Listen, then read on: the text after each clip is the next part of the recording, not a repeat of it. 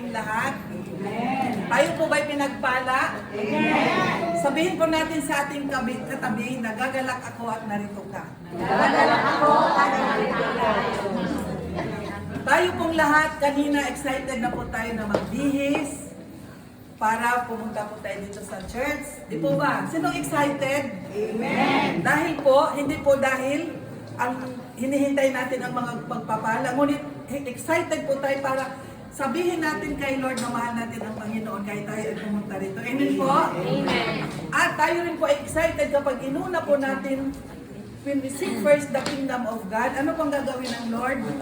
Tayo pong lahat ay kanyang pagpapalain. Amen po? Yan po ang sabi ng salita ng Lord. So, isang mapagpalang hapon po sa ating lahat, even sa lahat ng mga sumusubaybay online. Isang kagalakan na naman po na tayo, ako na naman po ay magamit for God's glory. Sa totoo lang po, 2 weeks ago, sabi ko kay Red, wag mo akong i-assign ng April 10. Sabi ko dahil schedule ni Abby. Tapos sabi ni Red, or before or after, i-assign kita, sabi ko sana after, yung yung sa isip ko lang. Pero we can imagine na ang plano ng Diyos, ang isip ng Lord, ang mga will ng Lord ay hindi natin alam. Dahil ang Lord ay alam niya ang perfect time ng bawat tao, kung kailan ipanganak at kailan kukunin ng Lord ang ating buhay. Kaya yun po ay isang wonders ng mga pag-iisip ng Lord na hindi natin alam ang kanyang iniisip. Dahil alam ng Lord ang perfect time ng lahat. Amen po? Amen. So, isang malakas na palakpak sa Diyos na buhay. Dahil alam natin may gagawin ang Lord sa araw nito sa ating mga buhay. Amen. At tuloy-tuloy na po tayo sa ating pag-aaral. Ang text po natin ay makikita natin sa New Testament, sa John chapter 10, verse 22 to 29. Sundan po ninyo ang pagbabasahin ko po. Sa Juan, chapter 10, verse 22 to 29. Taglamig na noon, kasalukuyang ipinagdiriwang sa Jerusalem ang pista ng pagtatalaga ng templo. Naglalakad si Jesus sa templo sa portiko ni Solomon. Pinaligiran siya ng mga Hudyo at sinabi sa kanya, hanggang kailan mo kami pag-aalinlanganin? Kung ikaw ang Kristo, sabihin mo munang tiyakan. Sumagot si Jesus, sinabi ko na sa inyo, ngunit ayaw ninyong maniwala. Ang mga ginagawa ko sa ngalan ng aking Ama ay nagpapatutuo tungkol sa akin.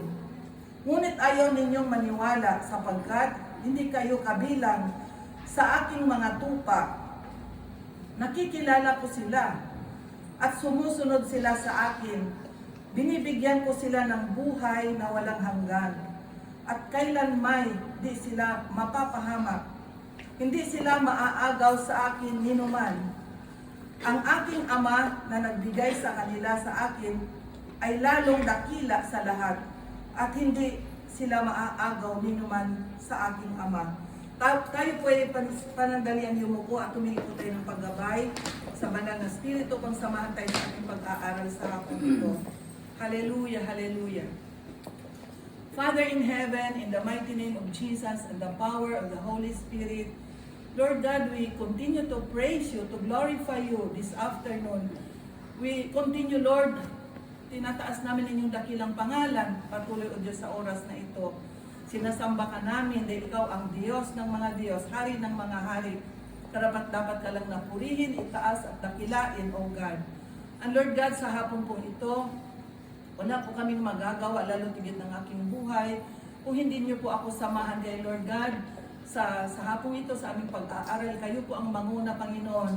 Make me worthy, Lord God, O God, ang aking buhay na maging magamit, Lord God, for your glory, at lalo tigit to be a channel of blessing sa iyong mga salita sa hapong ito. Panginoon, wala po akong magagawa apart from you, kaya Lord God, bless me and bless your word na mahayag sa hapong ito. Hide me behind your cross, not my weaknesses be seen, but only your greatness in my life, O God. At Lord God, wala kaming ibang hinihiling kundi ang pagsama ng banal na Espiritu Santo na pangunahan kami sa hapong ito habang kami nag-aaral, Lord God.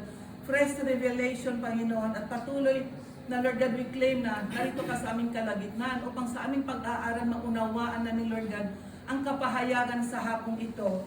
Lord God, ang dalangin po namin, Panginoon, na i-bless mo ang iyong mga salita and bless ang lahat, Panginoon, na makarinig, even sa makarinig online, Panginoon. Open their spiritual ears and spiritual minds and heart, O God, upang, Lord God, matanggap ang iyong mga salita, Panginoon, ng may kaunawaan, Panginoon, at mga pagpapala na inilaan mo sa araw na ito. Thank you so much, Father. Alam namin may gagawin kang dakilang bagay sa hapong ito, and sealed on these prayers with the blood of Jesus, and we give you back the highest praise and the highest glory in Jesus' mighty name. Amen. Amen. Umpisan po natin sa isang tanong. Sino po dito sa atin na hangad palagi ang security ng family? Amen. Tayo pong lahat, di po ba? Tayo po ay nais natin secure ng ating pamilya, ang ating future, at tayo po ay nagtatrabaho. In general, tayo ay we work hard para po maka-earn for a living and to have security in the future, di po ba?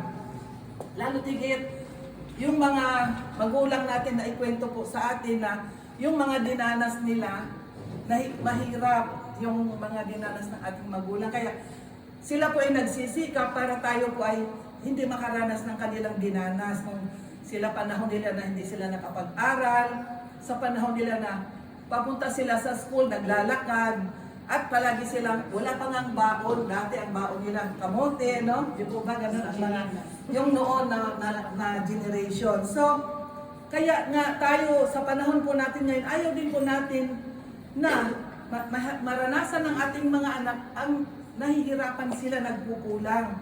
Kaya tayo po ay nagtatrabaho, we do everything for our family para maging maayos po ang future nila. Ang ating mga anak, na hindi sila mahirapan, at halos, hindi, general lang po, Christian or non-Christian, nag-o-overtime.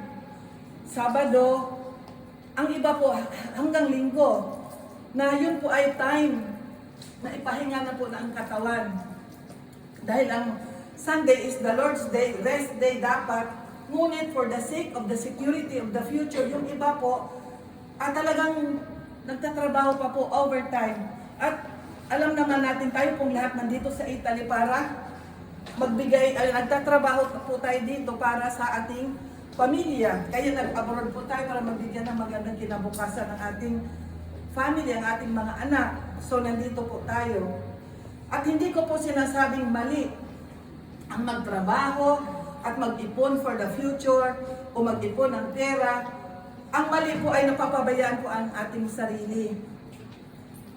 Ang mali po ay kung minsan nararamdaman na natin na may sakit tayo or may nararamdamang kirot-kirot, pero sabi natin, wala ito. Dahil kailangan kumita. Kaya binabaliwala yung nararamdamang maliliit na bagay hanggang sa nalaman mo na lang after 2 years, lumala na po yung sakit dahil hindi mo pinapansin yung nararamdaman mo sa iyong katawan. So, majority ng OFW, ganun po ang nangyayari. Hindi na pinapansin ang katawan ng sarili. At ang halaga po sa atin ay kumita, magtrabaho. Remember na ang ating katawan, physical na katawan, is the temple of God. Amen. Na dapat inaalagaan, inaaruga, pinapakain ng masarap. Dahil kung minsan po, mayroong mga masarap na pagkain, sabi mo, iwasan ko muna, hindi mo ko muna bilhin dahil sa mahal. Kailangan magpadala sa Pilipinas, sa aking mga anak. Kung minsan hindi mo na binibili yung para sa iyo, para na maibigay sa pamilya. At instead na itabi mo para sa iyo in case of emergency, ipadala lahat sa mga anak sa Pilipinas at ikay walang natitira sa atin, no? So, dapat po, ang tinuturo din po sa Bible na we are the temple of God, na ingatan natin ang ating sarili, kumain sa oras, bilhin ang basic needs. At huwag lagi ang iba ang isipin. Yung iba po, kuminsan, na-over na po ang pag-iisip sa ating pamilya at napabayaan po natin ating sarili na kung minsan, nalalaman na lang natin, meron na po pala tayong nararamdaman. Amen po? So, ito po, we will not work to live and live to work. Life has no meaning if you live only to work.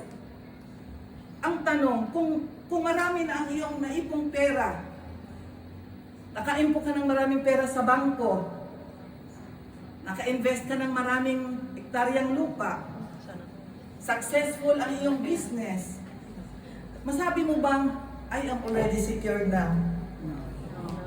Nasa iyo na ang lahat. Tapos sabi mo, ngayon talagang secure na ako sa aking buhay. Sino pang nagsabing, pag meron ka na lahat, secured ka na sa iyong buhay? Wala. Naalala po ninyo ang kwento sa Bible, yung talinghaga na sinabi ni Jesus? Dahil may nagtatanong about sa kanyang mana. Di ba sa Luke 12, nasa Luke 12, verse 13, kasi doon, merong isang mayaman. Basahin natin para maintindihan po natin na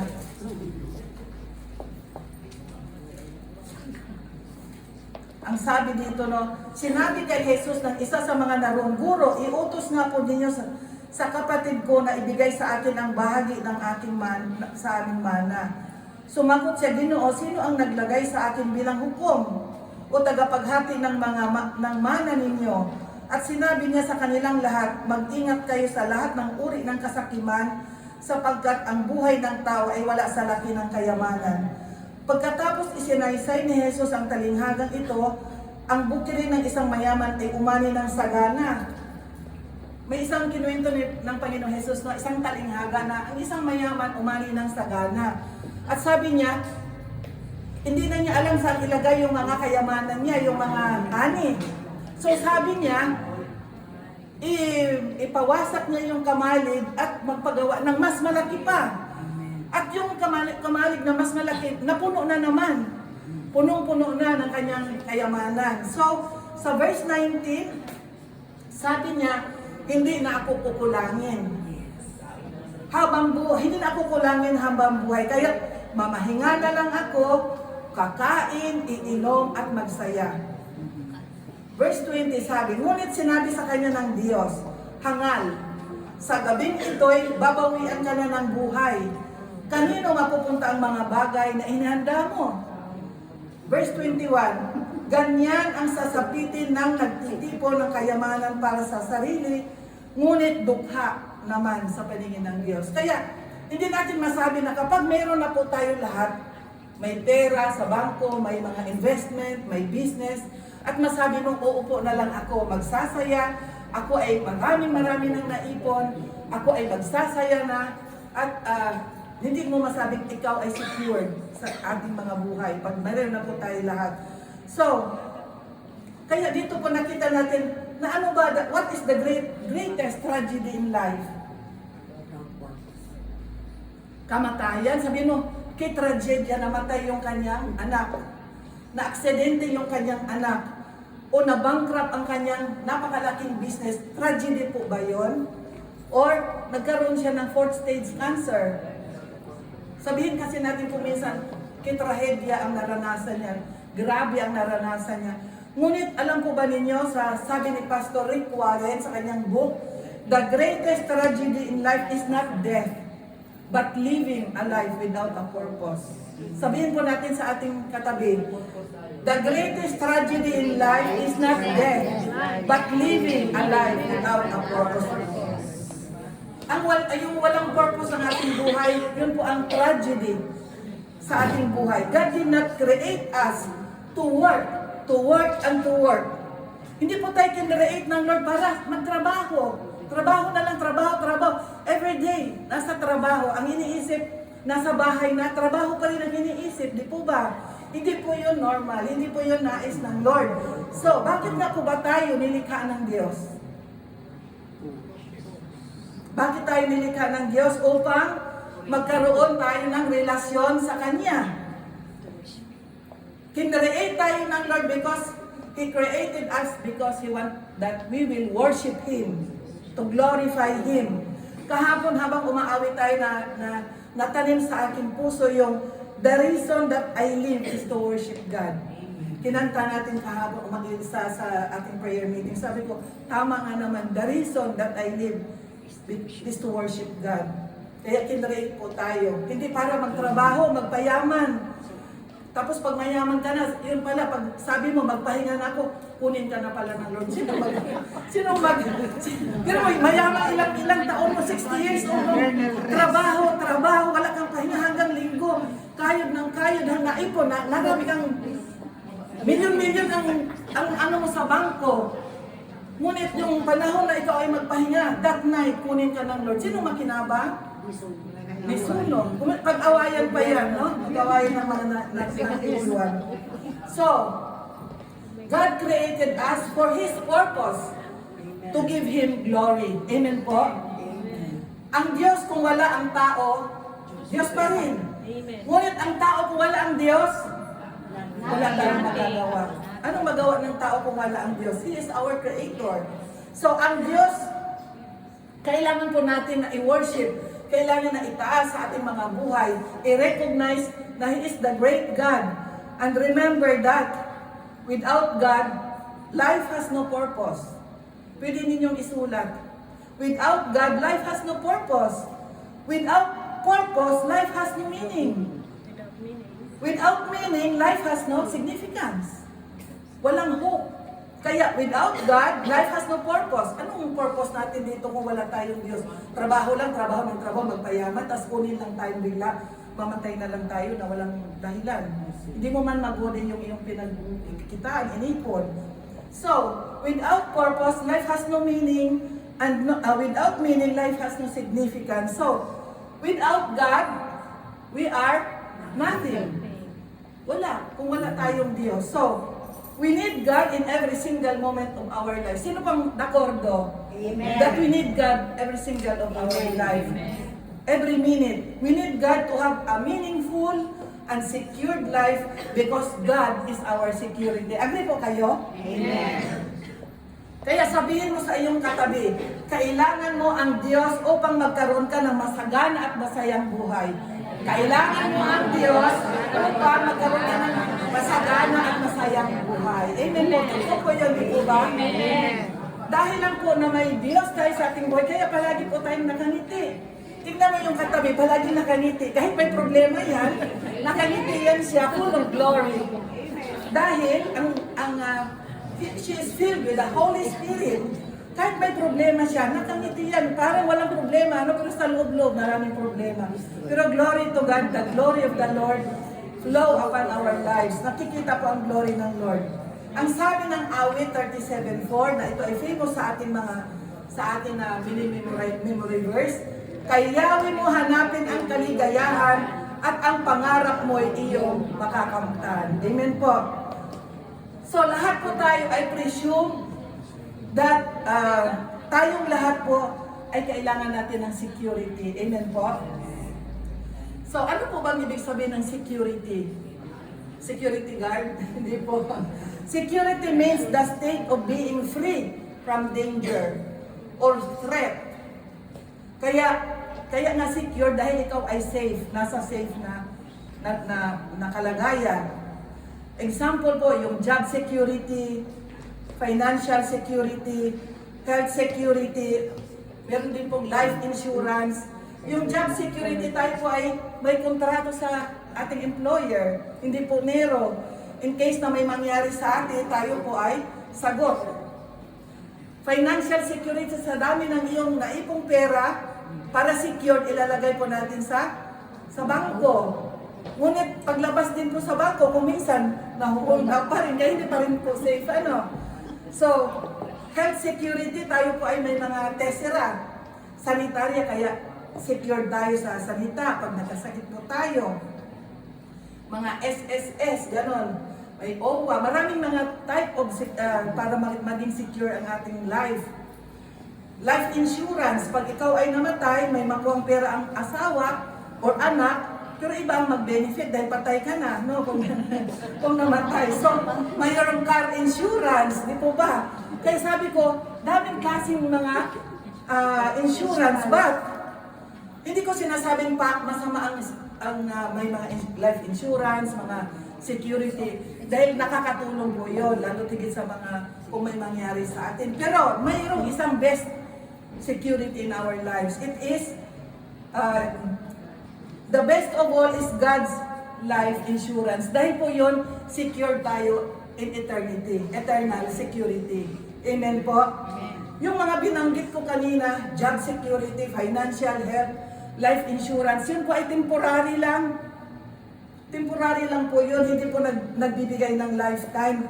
Kasi po, kahit na secured, sabi ko kanina, ang pera natin sa bangko, kapag ikaw po ay may nakasubaybay sa iyo, nag-withdraw ka ng 2 million or something, may nakasunod sa iyo, hindi rin secured, di po ba? Kung minsan nga may mga security guard na yung mga mayayaman, inaaano pa rin sila, nagagalaw, dahil nga hindi, yung mga ganito, temporary lang, yung hindi siya makabigay ng 100% security. Ang pera na uubos o nanakaw, ang talino nawawala, kaya hindi tayo secured sa ating mga talent. Ang lakas natin, ngayon malakas tayo, after 20 years tayo mahina, matanda na. Ang tayo pong lahat ay tatanda, at lahat naman po tayo, accepted natin na tayo ay mamamatay. May time span, tayo po ay limited. Hindi po, ang Lord lang po ang walang limit. So, who can give us real security? Only God can give us a real security, and our relationship with God can never be taken away. Ang Psalms 37:9, ang sabi niya, ang nagtitiwala sa Diyos, mabubuhay. Ligtas sa lupain at doon tatahan, ngunit ang masamay ipagtabuyan. So ang nagtitiwala sa Diyos, mabubuhay. Ang lahat ng tumatanggap sa Panginoong Jesus ay may kaligtasan. So with God, we are secured in everything, even sa spiritual, even sa emotional, sa financial, and material. Wala na po tayong hahanapin pang iba sa Panginoon. Amen po. At ito po ang ating title sa araw na ito. We are secured in God's hands. Sabihin natin sa ating katabi, we are secured in God's hands. Amen. So, tuloy na po tayo sa ating pag-aaral sa ating text. We are in the hands of God as we accept Jesus as our Lord and Savior. Di po ba? Mula nung tinanggap natin ang Panginoong Jesus as our Lord and Savior, tayo po ay nagkaroon ng relasyon sa Panginoon. Nagkaroon tayo ng relasyon as we start to listen to the voice of God and obey His will. Hindi lamang po na tinanggap natin ang Panginoong Jesus, naniwala tayo na ang Panginoong Jesus ang magbigay sa atin ng kaligtasan, ngunit ang sabi, mula nung pinakinggan natin ang Kanyang voice, doon po nag-umpisa yung relationship. Dahil hindi po pwedeng one way, kailangan two-way po ang relationship. Kaya nga, mayroong sa mag-asawa, two-way po yan, sa magkaibigan. So, hindi religion ang makaligtas sa atin, kundi ang ating relasyon sa Panginoong Jesus. Anong sabi sa Acts 4:12? Kay Jesucristo lamang natagpuan ang kaligtasan sapagkat sa silong ng langit, ang kanyang pangalan lamang ang ibinigay ng Diyos na siyang ikaliligtas ng tao. So, only Jesus. John 14:6 ang sabi, I am the way, the truth, and the life.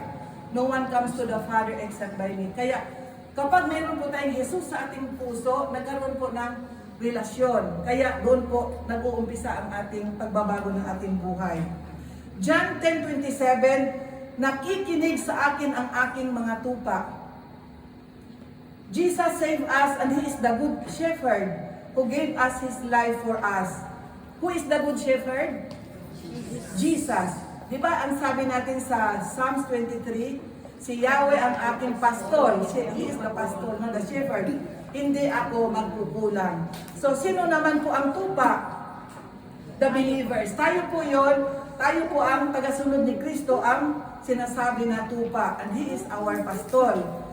Ginagawaran ng pastor ng buhay na walang hanggan, yaong mga sumusunod sa Kanya, and only those who accepted and obeyed Jesus, yun lang po ang magkaroon ng tunay na relasyon sa Panginoon, sa Panginoong Jesus. So, Kaya ang mga tupang lumilihis mula sa pastol at tumatangging makinig ay nagpapatunay na sila hindi mga tupa. Bible po ang nagsabi, hindi po ako. Kaya ibig sabihin, kung hindi tupa, ano sila? Kambing. Hindi po ako nagsabi. Ang sabi po ng Matthew, ilagay po si Ira. Matthew 25, verse 32, verse 33, hinihiwalay ang mga tupa sa mga kambing. Ito yung sabi ni Jesus Jose.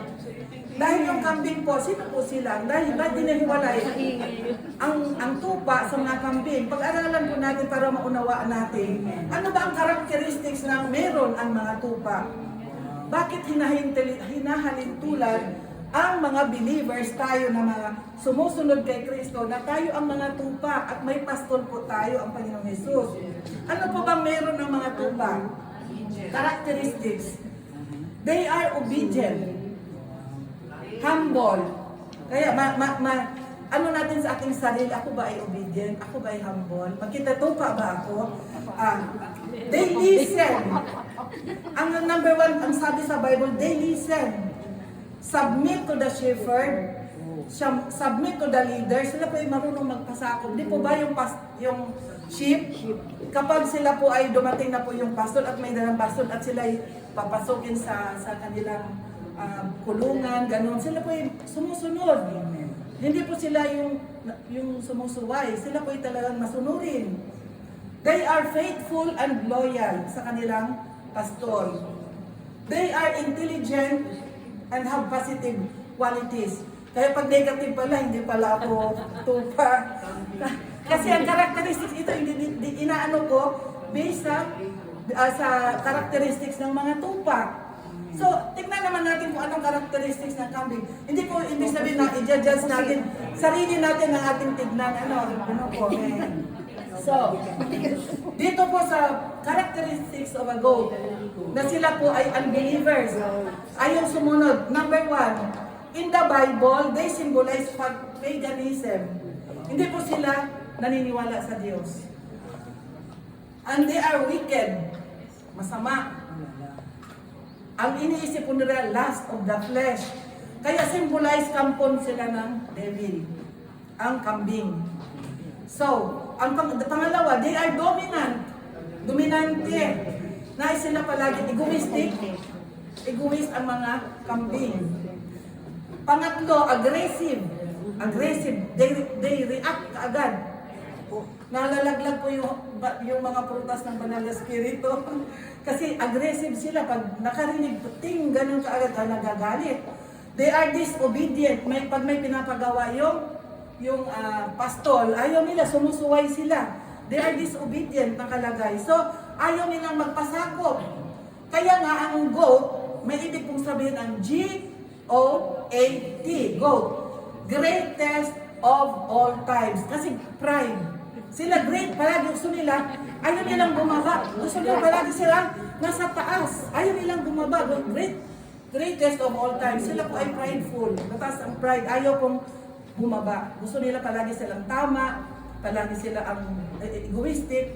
Tapos pag may narinig kahit na tama na talaga sila na ganun, nag-aano yung nagre-react, ayaw nilang tanggapin na kung minsan, iba, di po ba ang tinuturo sa atin?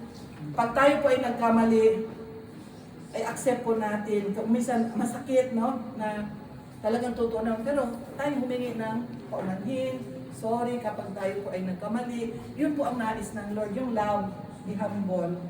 So, John 10:28, abante po tayo. Ang sabi dito, and I give them eternal life, and they shall never perish, neither shall anyone snatch them out of my hand. Ang sabi ni Jesus, binigyan daw ng eternal life ang kanyang mga tupa, and they shall never perish, hindi sila mawawala, and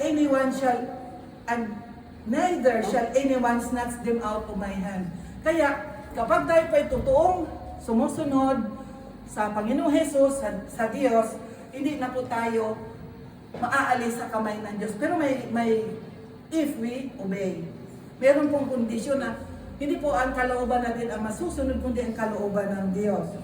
So ito ay isang mahalagang pangako ng Diyos. Ang mga tupa kailanman di sila mawawaglit sa pagmamahal o presensya ng Diyos ni anumang uri ng kapangyarihan o kaganapan sa lupa makakaagaw sa kanila mula sa pastol. Kaya napakasarap pong isipin na kapag tayo po'y nasa kamay ng Diyos, hindi po tayo maaagaw ng kaaway. So, nothing can separate us from the love of God. Amen po. Yun ang sabi sa Romans 8:35-39. Tunay ngang may kaligtasan at katiwasayan maging sa pinakamahinang tupang sumusunod at nakikinig sa mabuting pastol. Ang pangako ng Diyos ay bibigyan tayo ng buhay na walang hanggan at hindi tayo maaagaw ng kaaway, bagkus lagi niya tayong iingatan at ililigtas. So, we are safe in the hands of God. Amen po. So, ang tanong, can we still lose our salvation? Mula nung tinanggap natin ang Panginoong Jesus, may posibilidad ba na mawala pa ang ating salvation? Yan sumasagot. Yes. Kapag tayo ay kusang umalis sa kamay ng Diyos, tayo ay kusang nag-disobey at kusang hindi nag-repent sa ating mga nagawang kasalanan at hindi na ginawa ang kalooban ng Diyos, kundi ang kalooban mo na ang sinusunod mo, we can lose still our salvation because we have the free will. Kaya pili, kamay ng Diyos, nasa kamay ka ng Diyos, o ikaw ay aalis sa kamay ng Diyos. Kaya kung umalis ka sa kamay ng Diyos, mawawala ang kaligtasan. Amen po. Naunawaan po natin. So, we are free to choose to be saved and have eternal life, or to lose our salvation and go to hell. Kaya nasa atin po ang pagpipili kung saan tayo papunta. Or susunod sa Panginoon and be saved and have eternal life, or sundin mo ang iyong kalooban kasi may free will po tayo at malalaglag sa kamay ng Diyos. So hanggat nasa kamay tayo ng Diyos, even na tayo ay nanghihina na, we are still secured. Kahit aandap-andap na yung pananampalataya mo, ngunit still you don't give up on your faith, you are still saved. Ano ba yung aandap-andap sa gabi yung ano ba yung patay, sindi. Ngunit siya po ay hindi pa talagang nag-give up sa kanyang faith. Kaya kagaya ng cellphone, hanggat may battery, di po ba, yung cellphone natin, hanggat naka-carry ka, may battery, pa-function, di po ba? Kahit isang ano na lang yun, isang yung ganon, una full ano siya, battery charge. Dahan-dahan hanggang mahina na. Pero hanggat meron pa, yung faith niya, naka-ataka pa, may ligtas pa po siya. Hanggat na wala na siya na umalis at namatay, ang spiritual, wala na pong kaligtasan doon. Siya nang kusang umalis. So, kahit kasing liit ng butil, ng mustasa, ang iyong pananampalataya, you are still in the hands of God, basta't may faith po tayo at nagtitiwala ka pa rin sa Panginoon. Nandyan pa rin ang connection. Kahit na kasing liit na lang ng butil na mustasa, dahil nandyan pa rin ang faith at pagtitiwala mo sa Lord, nakakagawa pa rin ng himala ang Diyos sa ating mga buhay. So, obedience is the evidence of our faith. If we lose faith, we lose salvation. At pag wala na po yung pananampalataya natin, nawawala din po ang ating salvation. Ayaw mo nang maniwala na may Diyos. Sa John 10:29 ang sabi, my Father who has given them, tayo po ang mga tupa, who have given them to me, is greater than all, and no one is able to snatch them out of my Father's hand. God's hands are strong and mighty enough to keep us eternally secure. Kaya huwag kang umalis sa kamay ng Diyos. Sabi mo sa iyong katabi, kaya ikaw, huwag kang umalis sa kamay ng Diyos. Manatili tayo sa kamay ng Diyos. Amen po. Kasi pag sa kamay ng Diyos, wala pong makasnap sa atin. Because of God's hands, dahil sa kamay ng Diyos, there is apat na P. P. Pag nasa kamay po tayo ng Diyos, may apat na P. Number 1, in the hands of God, there is provision. In the hands of God, there is power. In the hands of God, there is presence. In the hands of God, there is protection. Amen po? Amen. Provision dahil hindi niya tayo pagkukulangin. Pangako niya yun. Power because God empowered us with anointing, with the Holy Spirit. Amen po? Amen. Presence because there is peace in His presence. At palagi po natin hinahanap ang presensya ng Diyos. Kapag nasa kamay po tayo ng Diyos, palagi po ang overflowing presence of God sa ating buhay. The fruit and the gift of the Holy Spirit. Protection because the enemy cannot touch us. Kung minsan, may nangyayari sa atin because God allowed it to happen, no? Pero alam natin that we are protected. Nagpipray na nga po tayo, may nangyayari pa. How much kung hindi po tayo nagpipray, hindi mas grabe pang mangyayari, di po ba? Kaya palagi po tayong protected ng Diyos, lalo tigit tayo po palaging mananalangin. Para maunawaan po natin mas malalim, isipin natin ang ating mga kamay, sa literal. What is the purpose of our hands? Help. Work. To work, to eat, to grasp, to pick things, to get dressed, use for communication, sign language, to communicate emotion, hug, embrace, di ba? Pag-ano mo yung love, kamay ang gagamitin to help others. In spiritual, our hands is used to praise God, to glorify God, and to surrender to God. So, kung ginagamit po ng Diyos ang ating mga kamay for His glory, may warning din po, attention, dahil ang kaaway ay hindi rin po papayag na hindi ka ititempt, hindi po tayo ititempt sa ating mga kamay. Ang kaaway, the devil can also use our hands sa masamang layunin. Yun pang sabi ng John 10:10. Pumarito siya dito para pumatay, magnakaw, kill, steal, and destroy. Di po ba? Yun ay gagamitin din ang kamay. Kaya ang kaaway, nandyan din as a roaring lion para tayo po ay ititempt. Kaya attention din po tayo. Ang kamay, lalo tigit nung hindi pa tayo born again, nanununtok. Di po ba?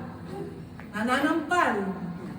Ginagamit sa makamundong kahalayan, sa mga bisyo, sa lahat ng gawang masama. At kung ito'y magaganap, ano po? Sa atin na believers at natempo tayo ang kabayaran ng kasalanan. Kasi kasalanan po lahat yung binanggit ko ay kamatayang espiritual. At dinuobo malalaglag na naman po sa kamay ng Diyos. Mawawala kapag ginawa po yung ang motive ng kaaway para itempo ang mga mananampalataya. So, God cannot save us kung kusa tayong umalis sa kanyang kamay. Think about the hands of God na tapos po tayo na inisip natin ang mga kamay natin sa literal. Isipin po natin ang kamay ng Diyos. Siguro ang laki ng kamay imagination natin. No, Diyos siya eh. He creates us. So, think about the hands of God. The hands of God keep us safe and secure. Totoo po? Kasi ang hands of God, palagi po niya tayong na-secure.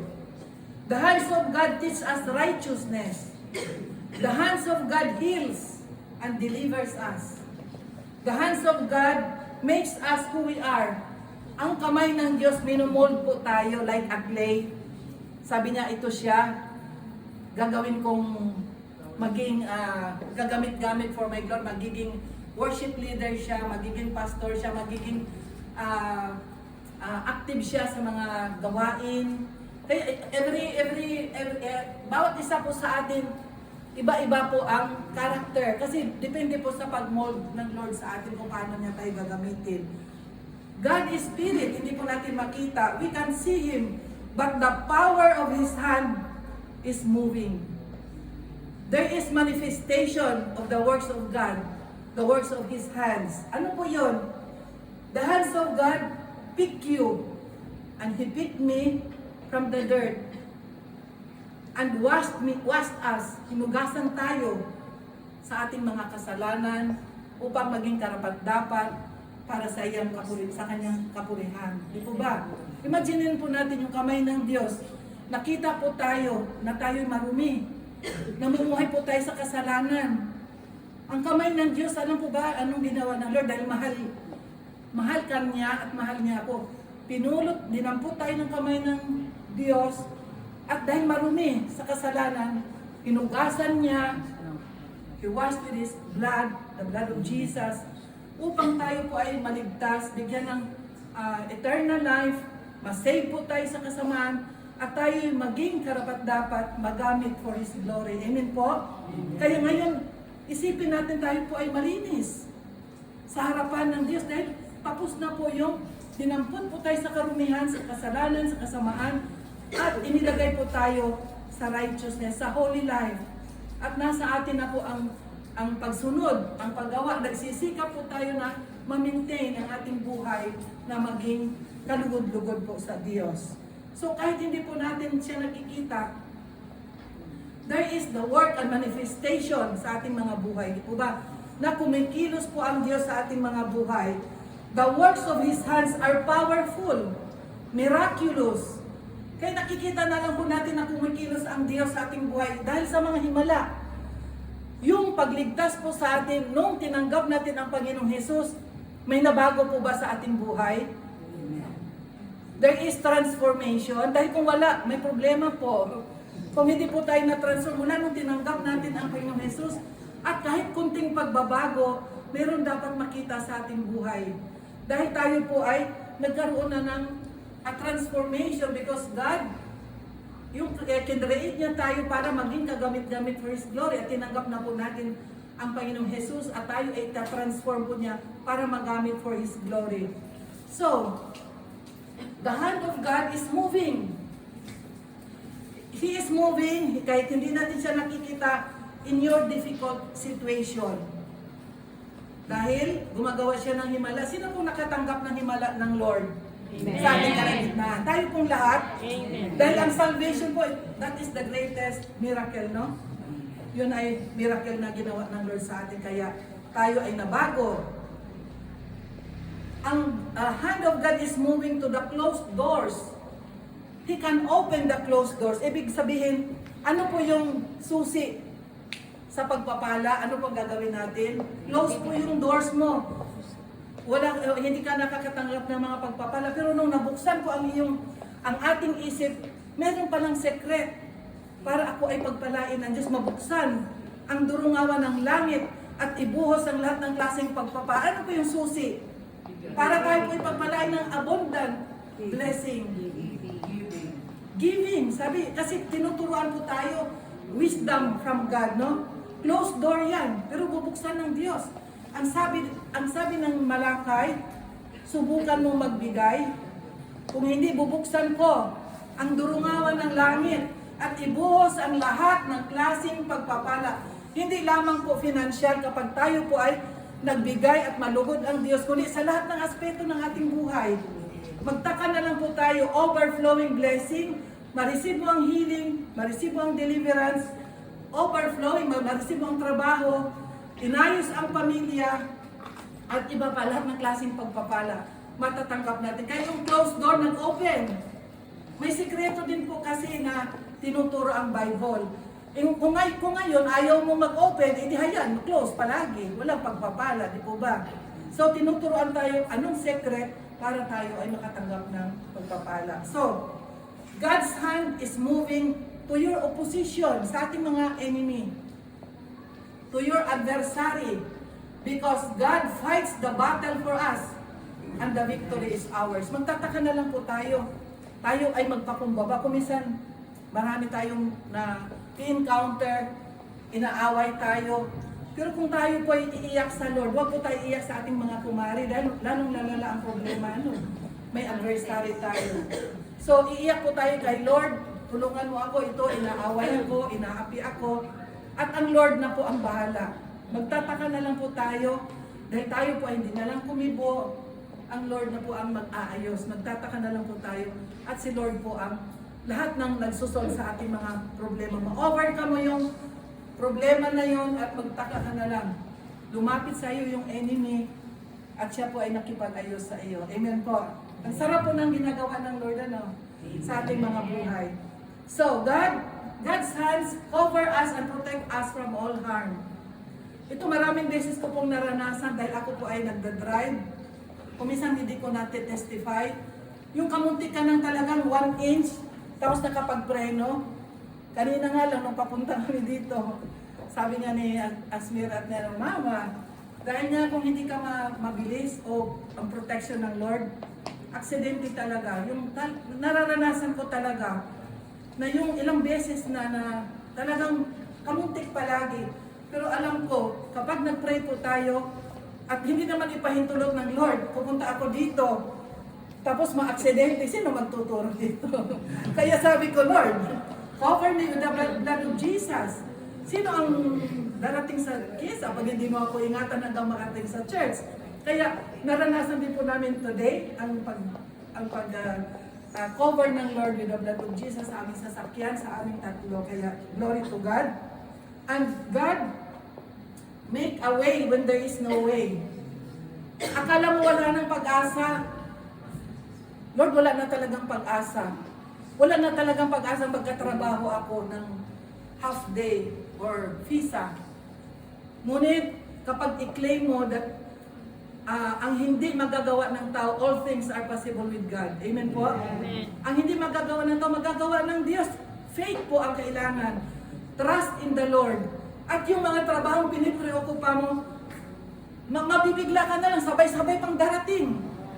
Dahil, ang pagtitiwala mo sa Lord, tinest ka na ng Lord na mga 1 buwan na walang trabaho, kung anong reaction mo. Kung tayo po ay mag-re-reclamites, reklamo kay Lord. Paano po tayo bibigyan ng trabaho, kundi ang Lord nagsasawa na sa ating karireklamo. Ngunit kapag ikaw ay lumuhod, umiyak, Lord, kailangan ko ng financial, kailangan ko mag-change ng trabaho. Kailangan ko mag-change ng trabaho, Lord, para makapunta ako sa church, di mo ba? Kasi ang nais ng Lord, siyang mapapurihan.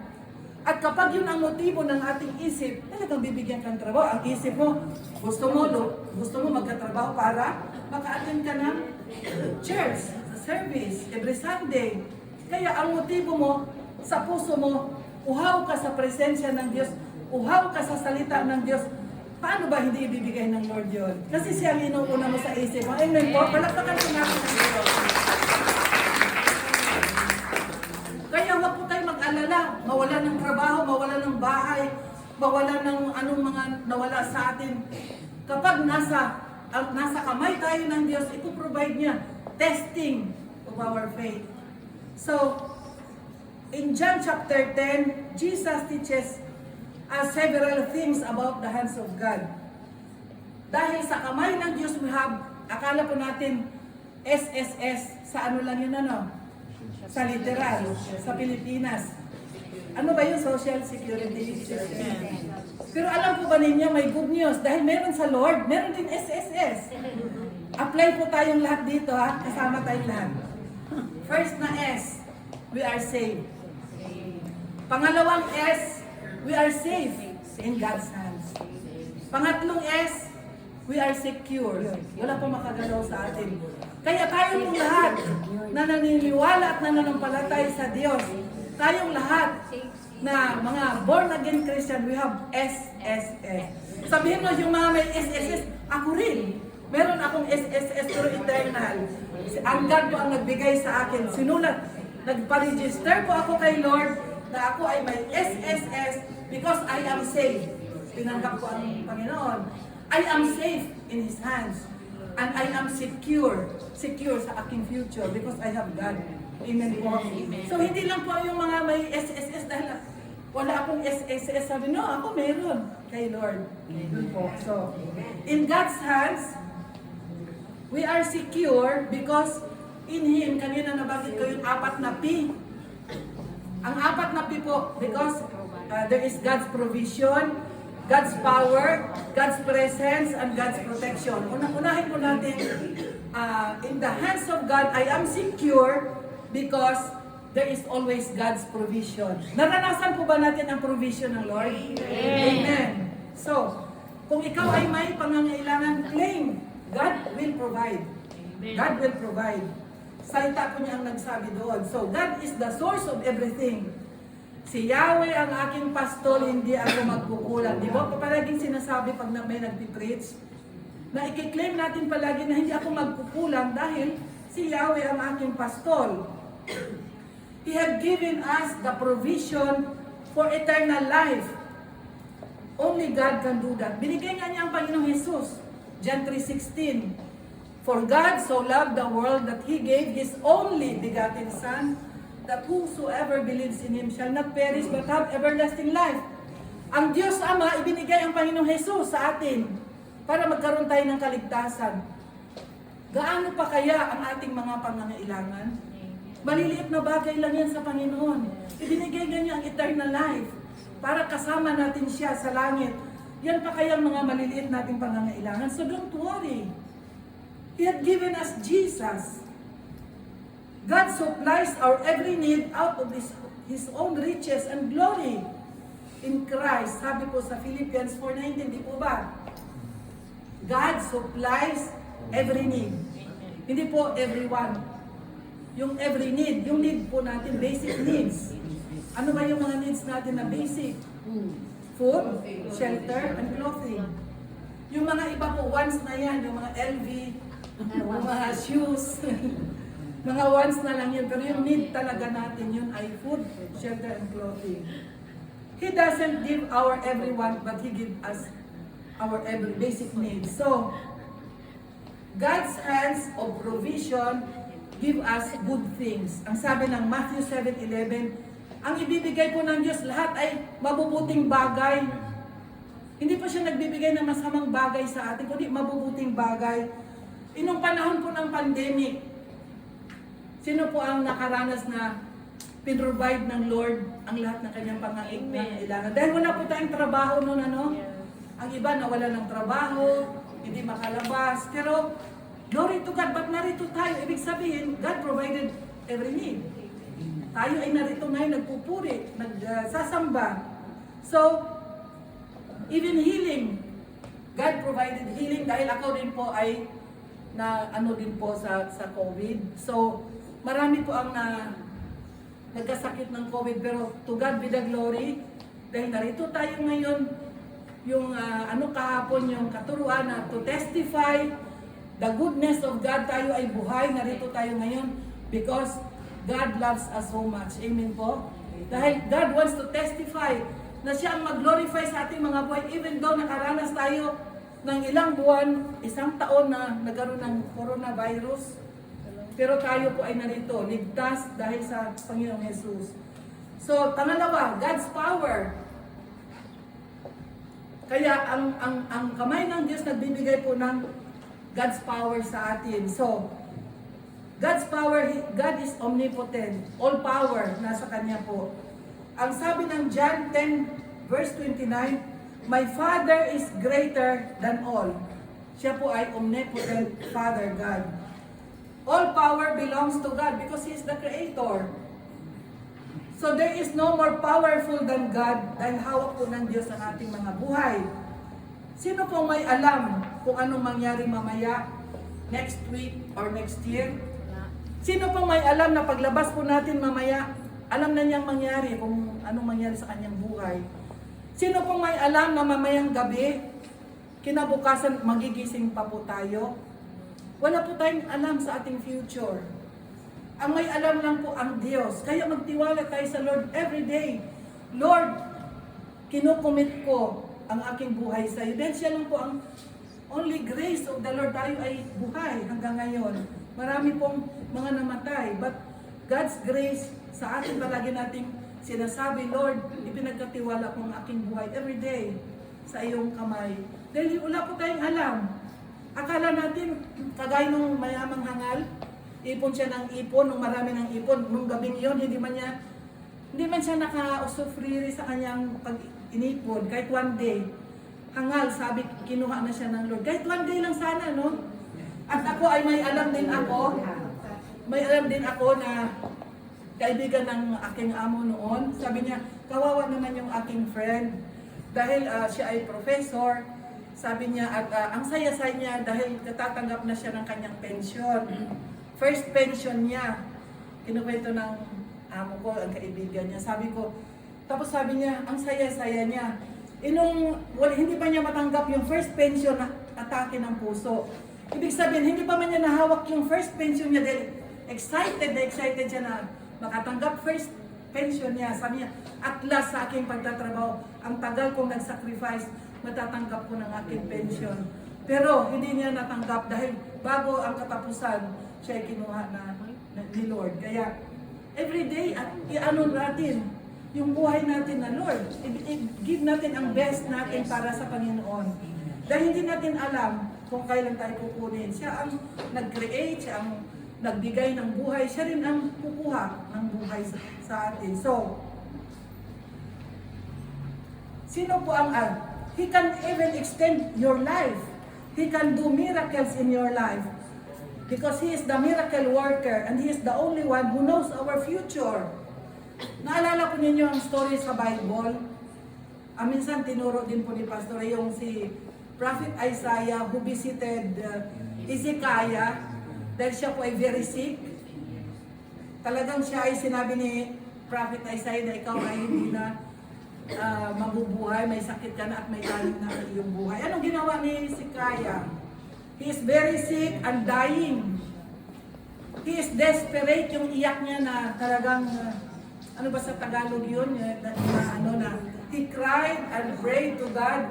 He cried, yung talagang iyak na galing sa puso na, kasi kahit na po tayo nasabihan na ikaw ay may taning na, di po ba?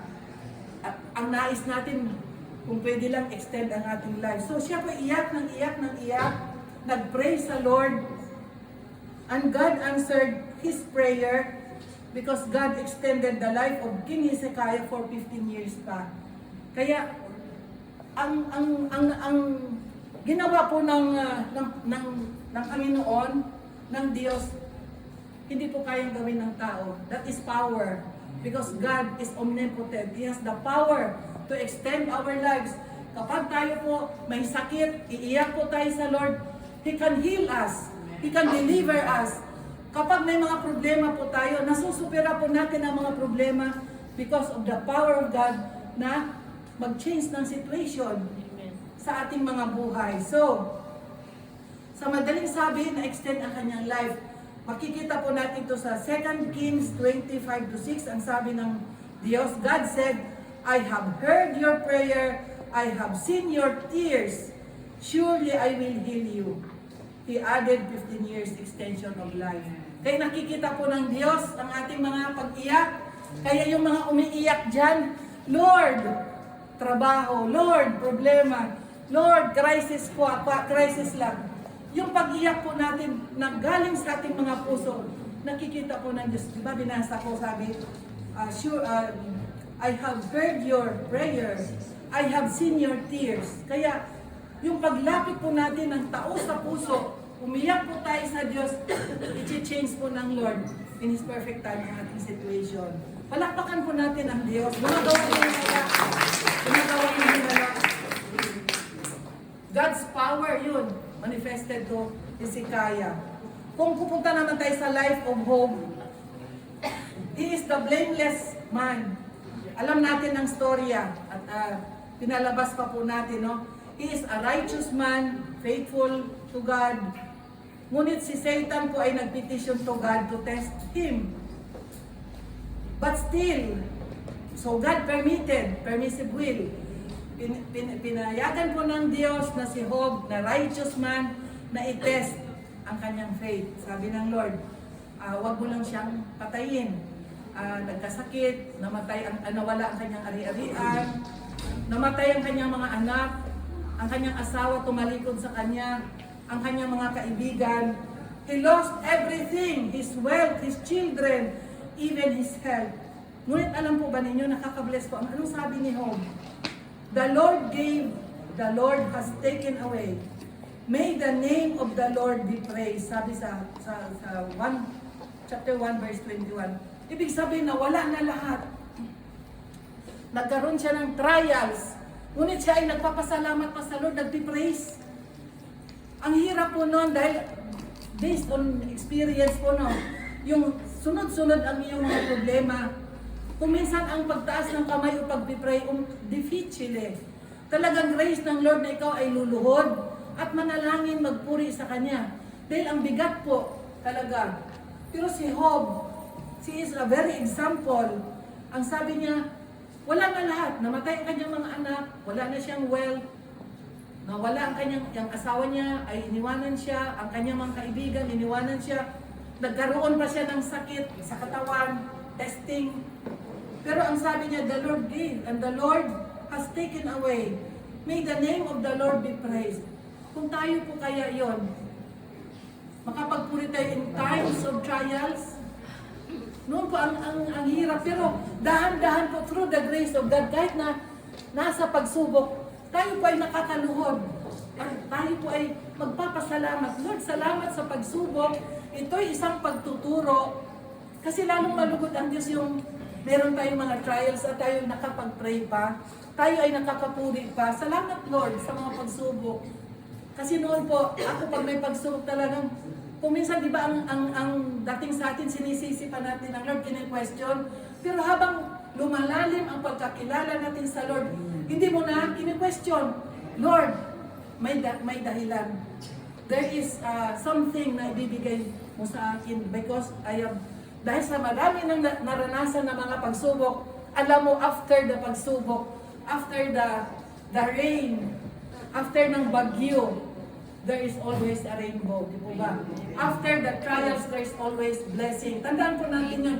Hindi po palaging trial, at hindi na ibibigay ng Lord ang blessing. After na malampasan ang trial, there is always a blessing. Kagaya sa ginawa sa buhay ni Job. Tayo nawalan lang ng 3 times a week. Hindi na po nakikita sa church. Sana, tinatanong na nila, kumusta na si sister? Yun pala, nawalan lang tayo ng 2 times a week. 3 times a week, hindi na nakikita. Then, umulan ng yelo dahil winter. Ang lamig-lamig, ang sarap matulog, no? Hindi na nakikita sa church. At, kung minsan, nasa metro, dahil yun ang mga nangyayari, nadukutan. Pati yung pananampalataya niya nadukot. Hindi na nakikita sa church. Anong nangyari? Nadukutan 100 euro. Ang 100 euro makikita. Ngunit ang ating salvation hindi makikita. Di po ba? Kung minsan gamitin natin ang ating wisdom na binigay ng Lord. Dahil lang ba sa 100 euro na nadukutan ka, pati pananampalataya, nawala na. No? So, lesson learned from Job. Satan couldn't do anything to Job that God did not first allow to happen. Yun po ay permissive will of God. Kagaya sa ating mga buhay, bakit tayo nakakaranas ng mga trials? Because God allows it to happen. Hindi po palaging maganda ang buhay, tutubin. Walang challenge, di po ba? Pero pag marami tayong mga naranasang pagsubok, kahirapan, tayo po ay lumalapit sa Diyos. Kasi pag walang pagsubok, kuminsan hindi ka na nga makapag-pray. Pero kapag ikaw ay nasa pagsubok, lalapit ka sa Lord, luluhod, iiyak sa Panginoon, Lord, tulungan mo ako, I need you. Kaya ang Lord, pinipermit niya ang mga pagsubok to strengthen us, to upgrade our faith. At the end of the story of Job, we find that God blesses si Job ng doble. Doble ang mga blessings na nag-flow kay Job. And it is the manifestation of the power of God. As we remain righteous and faithful, God will bless us more than we expect. So stay strong like Job. Kasi siya po ay sinubok ulit, nalampasan po niya, at siya po ay binless ng doble. So claim that God is powerful. Sa Luke 10:19, na palaging naririnig natin kapag tayo po ay nag-prayer meeting, ang sabi ng prayer leader, Luke 10:19, I have given you the authority to trample on snakes and scorpions and to overcome all the power of the enemy and nothing will harm you. Ang nangyayari po, tayo ay binigyan ng kapangyarihan ng authority ng Diyos to trample down the snakes, the serpents, the scorpions. Ano po yung mga snakes and scorpions? Enemy.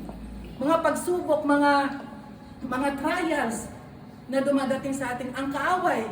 Ngunit ang baliktad po ang nangyayari, tayo po ang tinatrample down ng kaaway. Mayroon lang pagsubok, wala na. Hindi talagang ako ay talagang hinang-hina ako dahil may sinubukan ako. Imbis na, Lord, you have given me the authority. Binigay mo sa akin ang kapangyarihan upang tumapak sa ahas at talakdan at yumurak sa gawa ng kaaway. Kaya ngayon, binigyan mo akong authority. Ikaw pagsubok, ikaw crisis, ikaw ninakawan ka. I-declare mo, ibabalik ng Lord ang nawala sa akin. Pagpalain ako ng Lord, ikaw wala kang karapatan na ako ay iyong ali-aligid palagi. Kaya i-cast out ang mga negative, lalo na mga negative sa thoughts natin. Yan ang palaging nilalagay ng kaaway sa ating isip para mag-isip tayo ng masama. Konting bagay lang na kagad negative na, So, God has given us the authority. Sabihin natin na wala kang karapatan sa aking isip. Dahil ang binibigay ng Lord positive. Hindi po siya nagbibigay ng mga negative na bagay. So we are in spiritual combat. Guerra po sa spiritual. Kaya, be prepared in prayer. Because God's power and peace are our protection. Yun po ang ating bantadyo dahil nasa Panginoon po tayo. Binigyan niya tayo ng authority, ng kapangyarihan against the enemy, kaya wala po siyang magagawa. Kaya i-declare po natin at i-claim by faith. So God has the power to change our lives after we are born again. Tayo po ay binago. Walang sumagot. Amen?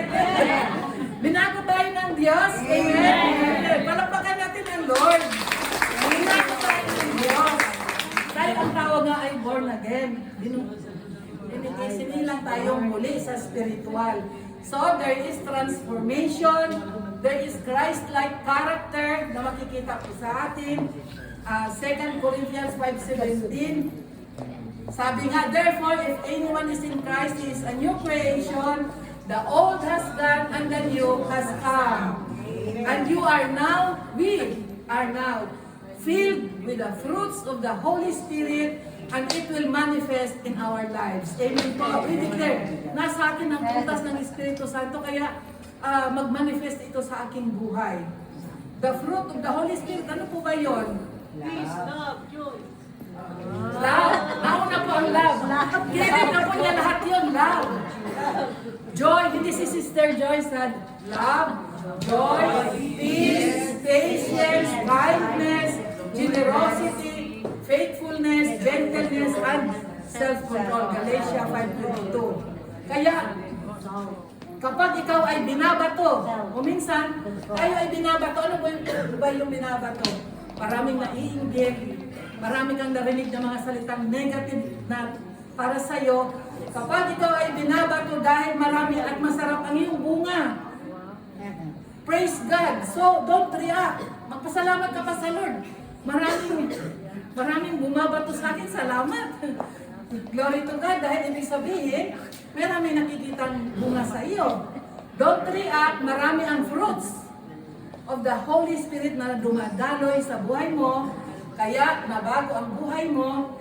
Huwag mo hayaang malaglag ito. Sabihin mo sa iyong katabi, huwag mong hayaang malaglag ang fruits of the Holy Spirit sa ating mga buhay. Amen po. Number 3, in God's hands, with God, there is God's presence always in our lives. Amen. Kasi una, God's provision, God's power, ngayon naman God's presence. His presence is always with us. Ang sabi nga ng salita ng Lord, hindi tayo daw pwedeng magtago sa Lord. Pupunta ka sa malayo, nandoon siya. Punta ka sa ilalim ng lamesa, nandoon siya. Kahit saan tayo pupunta, nandoon ang presence ng Lord. Sometimes, we feel that God is so far in heaven, so far to remove our struggles. Kuminsan, ang layo-layo mo, Lord. Kuminsan nasabi natin. But we need to remember that He holds us in the palm of His hands. Kahit kung minsan hindi natin nararamdaman ang kanyang presence, pero we are in the hands of God. So, ang sabi ng Hebrews 13:5, He will never leave us nor forsake us. So, God is in control of our lives. Psalm 16:11, you will show me the path of life. In your presence is fullness of joy. At your right hand are pleasures forevermore. Kaya sa presensya ng Diyos, nandiyon na lahat. Makikita na po natin lahat. Kaya hanapin natin ang presence ng Lord because in His presence there is fullness of joy, peace, love. Nandoon na po lahat. Ang sabi, sa Diyos lamang at sa Kanyang presensya matatagpuan ang tunay na kaligayahan at tunay na kapayapaan. Mapasayo man ang lahat kung wala ang Diyos sa buhay mo, may kulang pa rin, di po ba? Nasa iyo na lahat, yung sabi ko kanina, meron ka ng pera, meron kang good health, meron kang anak, meron kang ari-arian. Kung sa puso natin ilagay lahat yon, may kulang kapag wala ang Diyos. May buwata, ibig sabihin kulang ang puzzle. May isang piece na kulang. Ang Lord lang po ang makapagpuno doon. Ang sabi sa Mark 8:36, sapagkat ano ba ang mapapala ng isang tao, makamtan man niya ang buong daigdig, ngunit mapahamak naman ang kanyang sarili or mawawala ang presensya ng Diyos. Nasa iyo na lahat. Ngunit kung wala ang presensya ng Diyos, kung wala ang Diyos sa ating buhay, wala rin. Ikaw ang pinaka-poor sa daigdig. So, kahit tayo ay mahirap or sa normal lang na level, ngunit sumasa atin ang presensya ng Diyos, dahil pa natin ang mayaman. Dahil nakakatulog tayo ng maayos, tayo ay tranquilo, the peace of God, kahit may problema tayo, nasa ating mga puso. Kaya dahil pa ang mga mayayaman.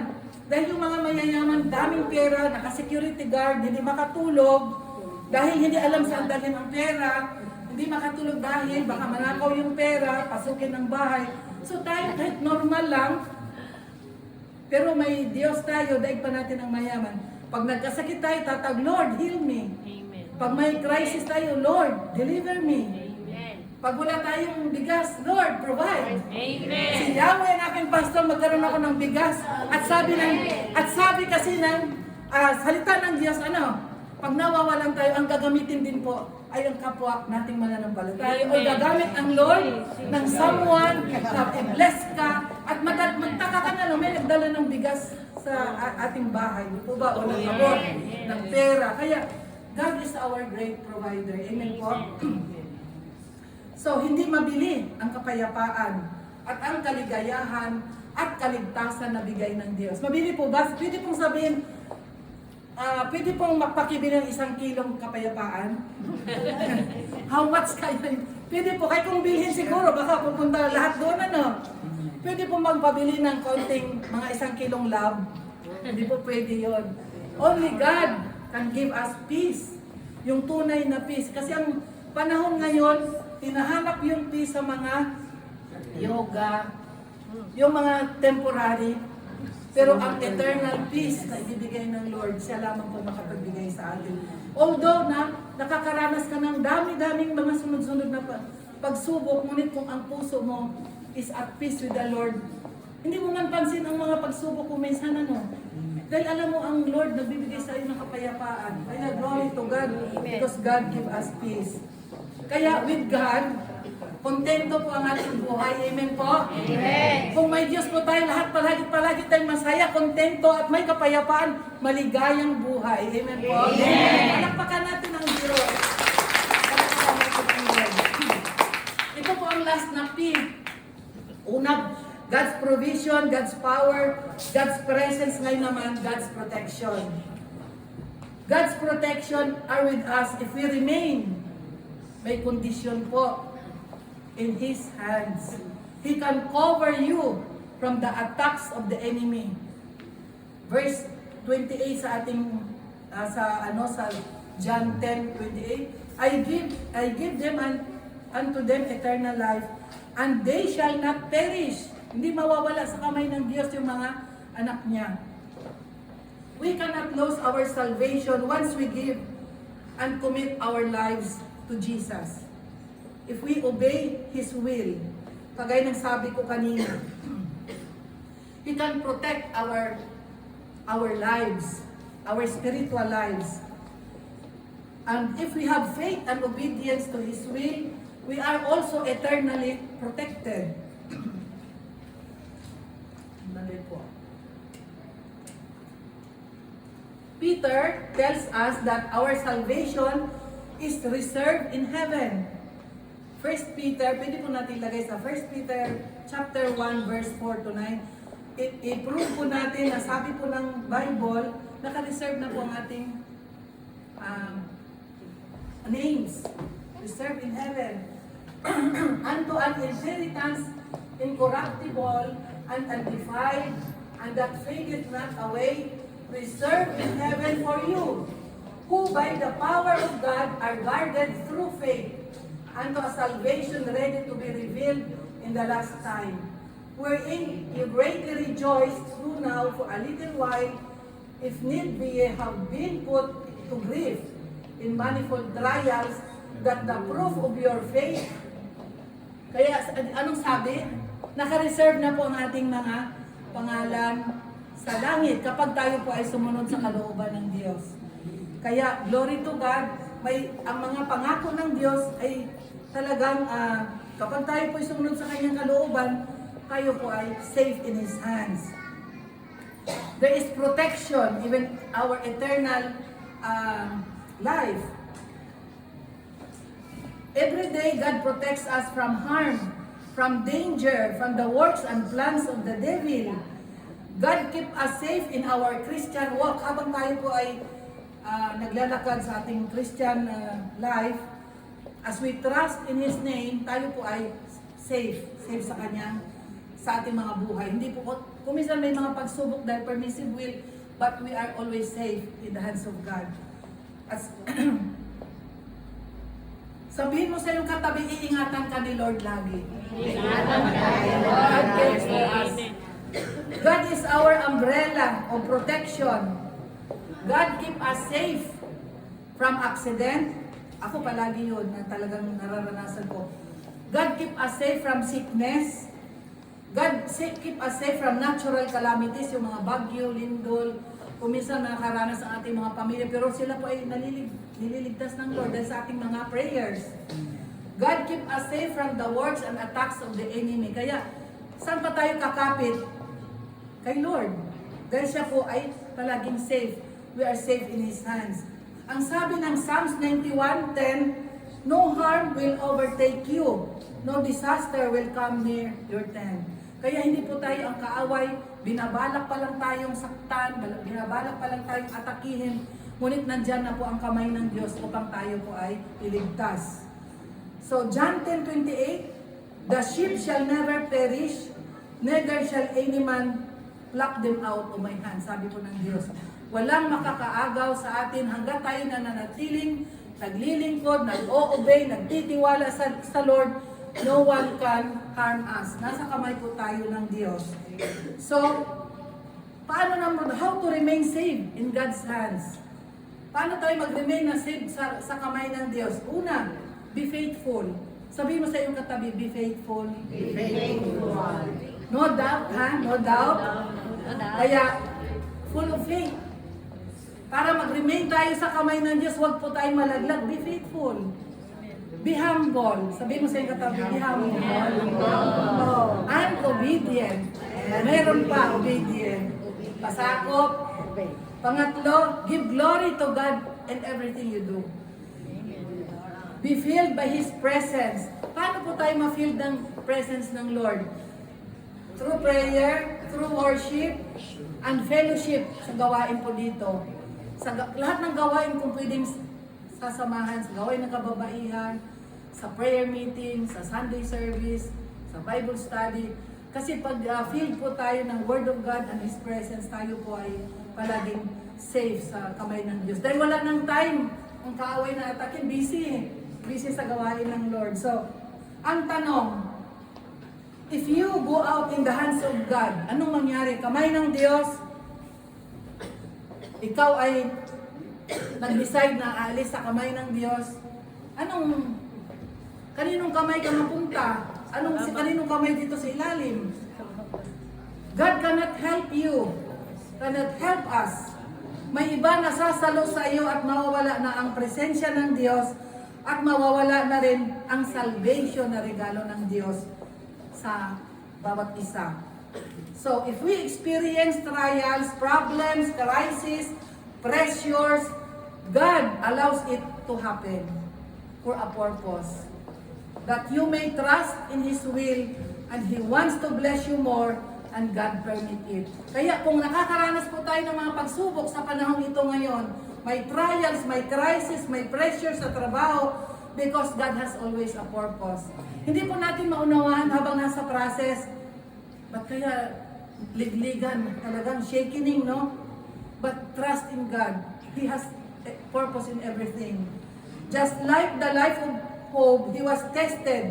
He lost everything, but after all, Job did not doubt, did not quit, and he never gave up on God. So he trusted God, and after all the trials, God blessed him twice. Kaya yun ay napakagandang example yung naranasan ni Job. Kaya kung may crisis sa buhay po natin, at may nawala sa buhay natin, may purpose din ang Lord. Yung dalhin natin sa present situation yung nangyari kay Job. Kaya sabihin mo sa iyong katabi, may purpose si Lord, bakit nakakaranas ng kanang trials? Dahil makakatanggap ka ng dobleng blessing. Amen po? Makakatanggap ng dobleng blessing ang mga nakakaranas ng mga pagsubok sa panahon ito. Amen. Claim that. Ay, nakakaras kayo, wag kang malungkot. Parang hindi na makalakad, hindi na papasok sa church. Talagang lupay-pay. Itotoo naman po, kapag tayo nakaranas ng pagsubok, talagang malulungkot tayo. Pero ang magandang balita, kapag tayo nakakaranas ng pagsubok, because God, nakalaan na yung dobleng blessing, kagaya kay Job. Lalo na pagdoble ang ating mga pagsubok, sunod-sunod. Dahil sunod-sunod din po pala ang mga pagpapala na gagawin ng Lord. Kaya, glory to God, dahil may mga pagsubok. Ngayon, ang baliktarin na po natin ang ating mentality. Pag may pagsubok, thank you Lord. Dahil alam mo, ang after ng pagsubok, blessing na. Kung walang pagsubok, Wala. ang thank you natin kay Lord, walang darating na blessing, di po ba? Walang challenge. So, inaangat ni Lord ang iyong katayuan. Kapag nakaranas po tayo ng mga pagsubok, inaangat po tayo ng Lord. There is promotion. Sabihin mo sa iyong katabi, may promotion ka pala. May blessing ka pala. May himala ka pala na mararanasan. May gagawin ang Lord sa buhay mo. Higit pa sa iyong inaasahan. Kaya, iba na ang mentality natin ngayon. Kapag may pagsubok, claim. There is a blessing. Salamat Lord. Kasi noon, pag may pagsubok tayo, talagang hindi na tayo makapuntang church. Lupay-pay na, ginubuhid na natin ang ating paa. Ngunit ngayon, kapag may pagsubok, lalo kang pupunta ng church. Maaga, itong pinakauna, ikaw pang magbukas, mauna ka pa kay Brother Erman. Dahil, sabi mo, kiniklaim mo may pagsubok ako. Unahan ko na si Brother Erman at ako ay i-bless ng Lord ng doble. Di po ba? Kasi ibahin na po natin na nasa maging positive ang ating isip. Kaya pag may, even sickness, may sakit ako ngayon, talagang lupay-pay. Because I know God will bless me, God will heal me, God will give me a miracle today. Amen po? Amen po? So, upang manatili po tayo sa kamay ng Diyos, sabihin po natin sa ating katabi, never doubt. Never doubt. Never quit. Never quit. And never give up. Never give up. Amen po. Palakpakan natin ang Lord. Never give up to God. Never give up. Kaya, forget the past. Embrace the goodness of the present. And hope for God's best plan for you in the future. Yun po ang sinabi ng Jeremiah 29:11.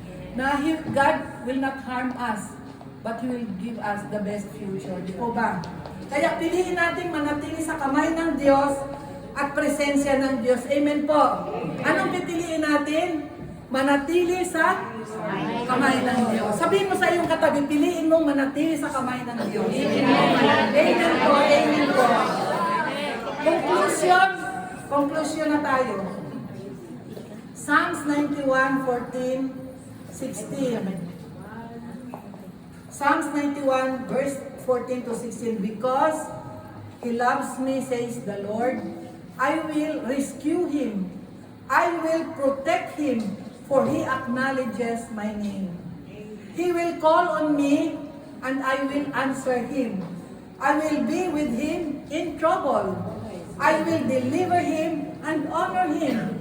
With long life, I will satisfy him and show him my salvation. Pwede po natin ilagay sa Tagalog, mas maganda ng Tagalog.